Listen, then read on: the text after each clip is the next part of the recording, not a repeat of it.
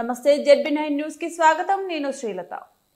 Godavari ఖనిలో RG1 branch ఆధ్వర్యంలో బుధవారం జరిగిన AITUC సెంట్రల్ కమిటీ సమావేశంలో వివిధ ఏరియాల సెంట్రల్ కమిటీ సభ్యులు, ఆఫీసర్ బేరర్లు పాల్గొని సింగరేణి సంస్థ స్థితిగతులు, కార్మికుల సమస్యల పరిష్కారం కోసం యాజమాన్యంతో మాట్లాడాల్సిన అంశాలను చర్చించారు. అనంతరం AITUC అధ్యక్షులు సీతారామయ్య, ప్రధాన కార్యదర్శి రాజ్ కుమార్ మాట్లాడారు.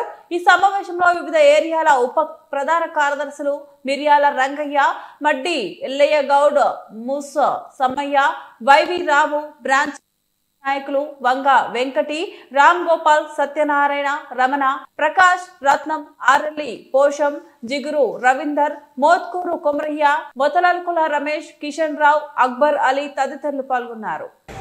నష్టాలు పాలేటువంటి పరిస్థితి వచ్చింది. కార్మిక వర్గానికి అనేకమైనటువంటి సమస్యలు పరిష్కారం కాకుండా మిగిలిపోతూ ఉన్నాయి. 2014 కంటే ముందు సింగరేణిలో ఏ రాజకీయ జోక్యం ఉండేది కాదు. ఏ కార్మిక సంఘాలైతే గుర్తింపులో ఉంటాయో ఆ సంఘాలతోటే యాజమాన్యం మాట్లాడేది, సమస్యలు పరిష్కారం చేసేది. ఎన్నికలు జరగడానికంటే ముందు కూడా 5 సంఘాలు ఉండేవి, ఆ సంఘాలతోటి మాట్లాడేవాళ్ళు. 2014లో టీఆర్ఎస్ గవర్నమెంట్ వచ్చిన తర్వాత రాజకీయ జోక్యం చేసుకోవడం మొదలుపెట్టారు. తర్వాత ఇవాళ కాంగ్రెస్ గవర్నమెంట్ వచ్చిన తర్వాత అదే పద్ధతి కొనసాగిస్తూ ఉన్నారు. ఇంకా ఎక్కువైపోయింది రాజకీయ జోక్యం. ఇవాళ సింగరేణిలో కొత్త మైన్స్ గురించి మాట్లాడలేదు.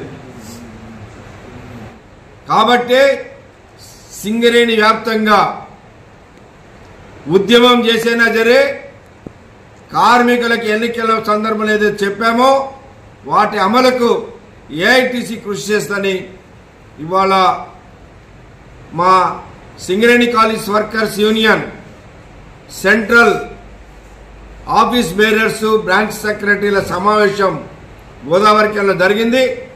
దీనిలో ఒక నిర్ణయం చేశాం. యాజమాన్యం కనుక ఇదే విధానాన్ని అవలంబిస్తే ఖచ్చితంగా జరిగే పరిణామాలకి యాజమాన్యమే బాధ్యత వహించాల్సి వస్తుందని హెచ్చరిస్తామని. అధికారులు కూడా వారి PRP కోసం నిరసన వ్యక్తం చేసే పరిస్థితి వచ్చింది. వాళ్ళకి ఏనాడో రావాల్సిన బకాయిలు ఈరోజు ఇవ్వకపోవడం వల్ల ఈ రాజకీయ కోణం ఉంది ఇందులో. అందుకనే వాళ్ళు కూడా అన్రెస్ట్గా ఉన్నట్టుగా ఈరోజు మనం వాళ్ళ నల్ల బ్యాడ్జీల వాళ్ళని చూస్తూ ఉన్నాం.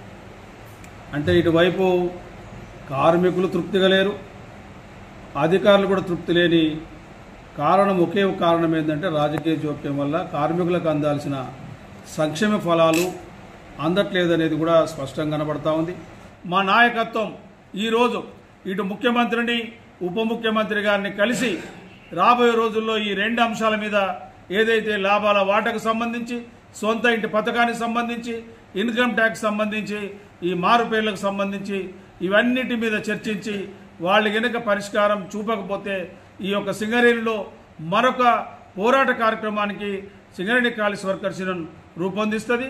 అందుకనే కార్మిక వర్గం కూడా ఆ విధమైన దానికి కలిసి రావాల్సిందిగా మేము విజ్ఞప్తి చేస్తూ ఉన్నాం.